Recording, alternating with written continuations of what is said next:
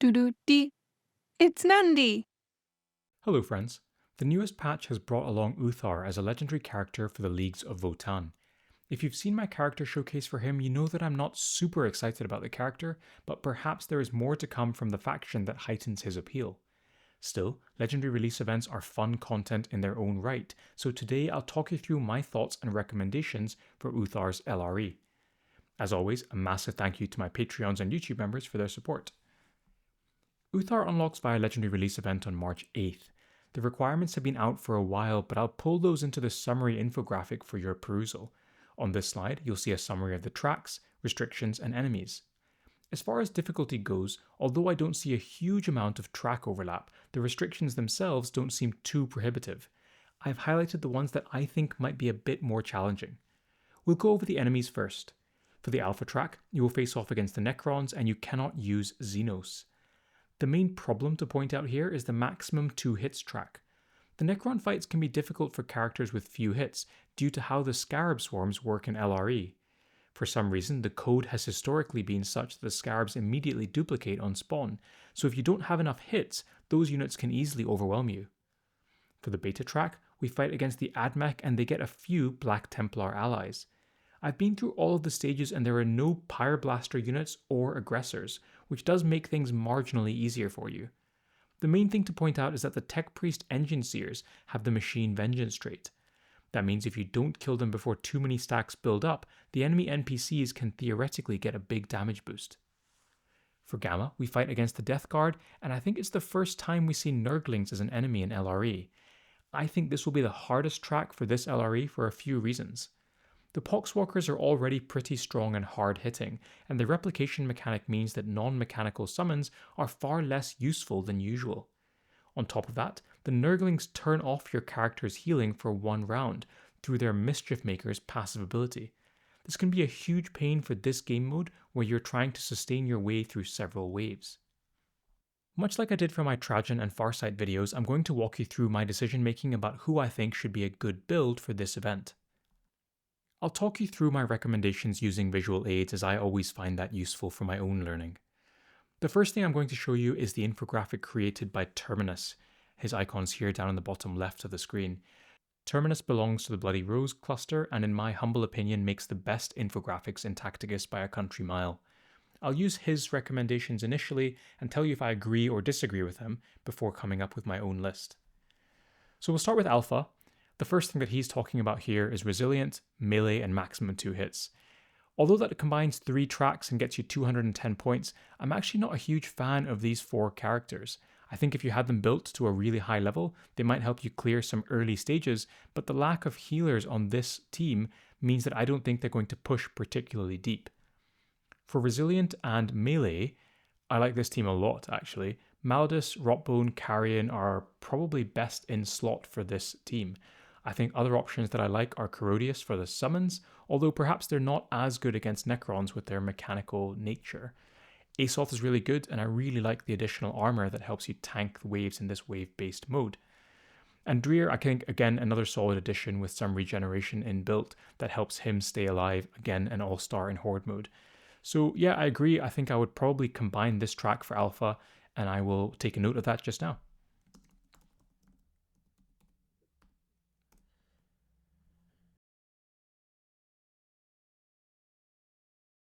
The next thing he suggested is Ultramarines plus maximum 2 hits. If you do that, you get a selection of 4 characters, and while they're okay, I'm just not a huge fan of them, particularly in the context of a Necron track. I think the problem is you'll run into trouble with the Scarabs, and without Bellator, you're really going to struggle. I don't think you can combine these 2 tracks, so I'm not a fan of that. Looking at the remaining unaddressed restrictions, we have Piercing, Ultramarines, and maximum 2 hits. So we'll see if we can combine those later when we're looking at Tacticus Table. On to Beta.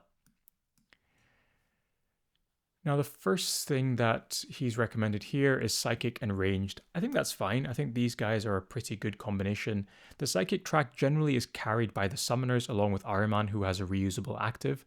So those 3 probably make the mainstay of your team. The other characters here, Zybe is probably fine to add some summons to the battlefield, but I'm not a huge fan of her in general outside of this game mode, so I wouldn't recommend building her per se. Typhus is fine, Neurothrope is fine, Eldrion's fine, Yazagor is not great here, Thomacus is okay, and people are starting to build him for the Zakar team in guild raids, but I think Psychic and Ranged is reasonable for beta, so I'll just take a note of that for now.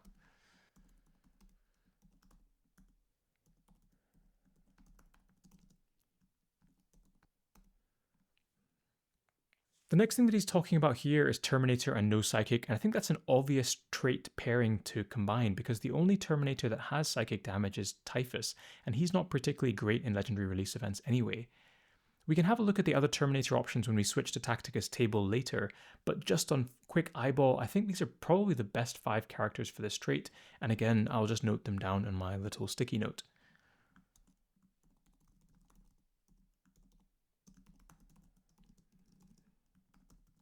I guess if we're combining Psychic and Ranged and Terminator no Psychic, then that leaves the last track on its own as minimum 5 hits.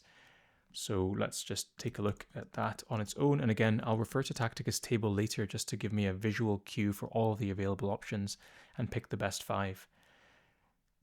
Finally, Gamma. So the first thing he suggested is mechanical and maximum 1 hit. There are only 3 characters that meet those requirements, and actually all 3 are pretty reasonable for this game mode. Tangira, I think, is probably one of the best characters in the game for LRE. Boss can kill quite a few people in one turn with his passive and or his active ability, and Vitruvius is there as a mechanic to keep both of them healthy. I think that's a good team. Those are characters that a lot of people will have leveled already due to their guild raid potential. I don't think 3 character setups are going to get you super deep. I think eventually you're going to run into a wall and you'll have to swap out to something else. But I think that's okay. I'm not going to discount it. What other options do we have? We have mechanical and no power. I think that's probably a bit better if I'm being honest. It's scoring you a little bit less points, 150 versus 175, but I think the team has much more sustain, and particularly for newer players, it lets you sort of ease the difficulty a bit. You know, you're not stressed out about just using 3 characters in each mode with very little wiggle room for error. I think these 5 characters are great and should make things a lot more comfortable for you. So my gut instinct is to combine these 2 traits here. So mech, no power. I'll put a question mark because I don't know if that's it. I think I need to have a look at all the options to see if we can do any other combinations, because Terminus has recommended Bolter and maximum 1 hits both to be done independently, and it might be that needs to be the case, but let's look at Tacticus Table in a wee second. So again, I'm very, very blatantly just using his infographic for my content, so I have to acknowledge him, acknowledge his guild, and again, if you want to support him and his work, he's left his referral code here on screen, and that gets you 100 blackstone. Right, on to Tacticus Table. Great, so you guys are probably familiar with Tacticus Table by now. It's a website I've been using for my last couple of LRE guides. The website URL is tacticustable.com. I just really like the UI here, and it just helps to guide my brain and my thinking. So you go onto the homepage, you press this button on the top right, and then you go to events, legendary hero event, and we are going to click on Ûthar here. And we get nice little visual cues for all the characters available for each track and combination. So we'll bring back my sticky note. Here we are. So alpha, we've already combined resilient and melee. So that leaves us with, what options do we have? We've done resilient, we've done resilient, we've done resilient, and melee. This is the one we already have on our list. Oh, I've spelled rockbone wrong. Not ranged and piercing. Well, we've already done melee, resilient, and max 2 hits. What about that one? So we've got Yarrick as a summoner, we've got Corodius as a summoner, we've got Asoth to provide you with some additional armor, and Tyrith has a retaliation mechanic. I think it's okay. The lack of healer makes me slightly worried, but you do have workarounds because you have summons. Is that how I would combine things? Let's come back to that. Ultramarines are not ranged, aka melee. We've already got a melee team, so we can skip that. Ultramarines and max 2 hits. I've already told you why I don't like that combination for Necrons. And then max 2 hits in melee. Again, we've addressed melee, resilient on its own, and now we're just onto single tracks. So options here really are either we do the remaining 3 tracks on their own, or we try and combine resilient, and max 2 hits. My only reservation about combining this track is that the characters on offer here aren't hugely useful outside of LRE, and for me and my investment and my playstyle, I like to invest in characters that are good across game modes. So you could do this, but I'm going to suggest we don't do that, just because you want your investment to carry you forward in multiple game modes. So let's go to each individual track then. We've done resilient and melee. That leaves piercing. So who are the best piercing options? Right, well, Incisus as a healer is great. Karn is great for killing multiple enemies in a turn, as is Carrion. Abaddon, especially if you have his active, attacking twice in a turn is super good and has really impressed me in recent LREs. And then your fifth character, you have a lot of options. I think Ulf is okay against Scarab Swarms. He helps deal with them really effectively. Dante, people might already have built for legendary release events. I'm not necessarily going to recommend a fifth here because I think those four will probably do the majority of your heavy lifting. But if you wanted to bring a fifth, either Ulf or Dante would be the ones that I would invest in. On to Ultramarines next. So Incisus again, great healer. Bellator is great versus summons and against Scarab Swarms in particular. Titus, I'm really liking in legendary release events these days. And probably the last one I would bring is Calgar, just because he's good here and buffs Bellator summons. Again, 4 recommendations. I wouldn't build Certus or Varro for this game mode, but if you have them, by all means, bring them along. And then the last one is maximum 2 hits. It's a bit odd, I think, the points scoring here. Maximum 2 hits against Necrons, I would have thought, is the hardest thing to do, but they're giving you the least amount of points for it. Anyway, who would I use here? Well, I like Summoners. I like Archimatos. I like Abraxas. Oh, we've got Tangira as well. Great. And Actus. That gives you 4. And again, this is probably a case where you can fill in a 5th character with whoever you want, but those 4 will do a lot of the heavy lifting and carry you deep into the event. Okay, that's alpha done. On to beta. So for beta, here we are. We have this as a triple trait combination, ranged, not psyker, and minimum 5 hits. It's actually not bad. How have we combined things already? We've said psychic and ranged, which doesn't fit here, and we've also said Terminator, no psychic. That it's just we've already gone for a very different strategy. But if you have the Revas Relic plus Toth, who can heal himself, and Imaspec, who gives you a bit more Overwatch, I think this is actually perfectly reasonable to carry you through some early stages of the game. Obviously, if you don't have Revas's Relic, then it's a very different story.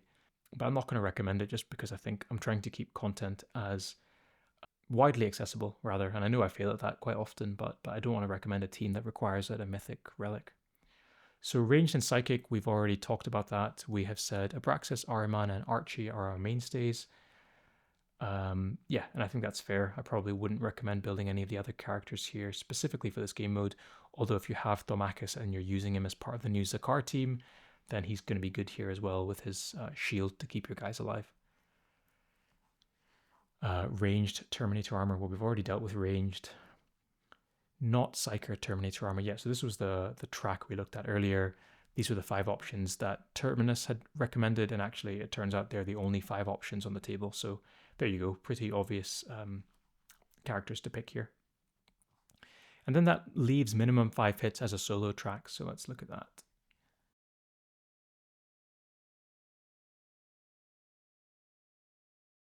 It looks like he might not have minimum 5 hits on his website. I will have to mention that to table. We can do things in a different way. Let's go up here. Yeah, we can do it this way. Great. So minimum 5 hits. Best 5 characters. So I like Revas because of the active. I like Aleph Null because she pairs very well with Revas in terms of sustaining her and healing her. The Winged Prime and the Patramine is a sort of combo I've recommended in previous LRE videos. They just work really well with each other. It just makes the Patramine an extra summoner, and the Winged Prime is just great for creating summons. The fifth character here, hard to recommend. I think Terminus recommended Immaspec. I think Immaspec's fine. I think until the Necrons get a rework, I'm not super excited about the character in general. I would probably just recommend those four. So 1, 2, 3, 4. In fact, no, I would add On-Shi to that, because On-Shi can recharge the active of either Revas or the Winged Prime to give you, just make the stage more comfortable. So let's do that.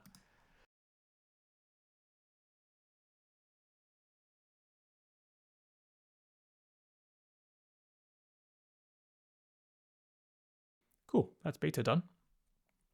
And now on to Gamma. Here we are. So Gamma, not power, mechanical, big target. Again, you're relying really heavily on Revas doing a lot of the heavy lifting there, and I don't think that team is going to be reliable to get you very deep. Mechanical and maximum one hit. Again, I think this is fine, and probably actually quite a good team if you have them all leveled. But if you haven't invested really heavily in Tangita, you can get overwhelmed fairly easily. The appeal, obviously, of mechanical teams and mechanical summons, especially against the Death Guard, is that they are a bit more resistant to things like the Poxwalkers. So this might be something we do, but let's just keep going. Mechanical and big target. We've got a couple extra options, really, but compared to this first one, but nothing too exciting. Not power, mechanical. That's right. This is the one that we spoke about earlier, and I think this is a good combo. Let's go with the standout characters here, who I think are Revas, Aleph, Tangita, Actus, and Gulgorts. Okay, now we've already addressed not power, so we don't need this. We've already addressed not power, so we don't need this. We've already addressed not power, so we don't need this. So I guess that means if we decide to go with mech and no power, we have to address the remaining 3 tracks on their own. So we've done mechanical. Bolter is next. Who are our best options? Bolter. So Bellator's good. Isabella's good. Titus is pretty good. Lucian's pretty good, just for the double attack. And then the 5th character, I think, is probably Burchard. Reasonably tanky, has some blast damage for the Scarabs, and has an area of effect attack. But I could see an argument for people like Tyrith, maybe Yarrick. Maybe Morven Vale, although she can't be healed by Isabella, so maybe not Morven. Let's put Burchard in for now. Next one is maximum one hit. Cool, so we have a healer. Let's go with Incisus. We've got Gulgorts, who's great here. Even though he can't be healed, he's just a really good character in LRE. Sho is as well. Sho can stay back and shoot these Poxwalkers. Who else do we have? Oh, we've got Tangita. Great. That is 4 characters. Do I want a 5th? I think I probably do. Just because Gulgorts and Tangita are mechs, I'd like a healer for them. So I think I'll probably just do Vitruvius as a mechanic.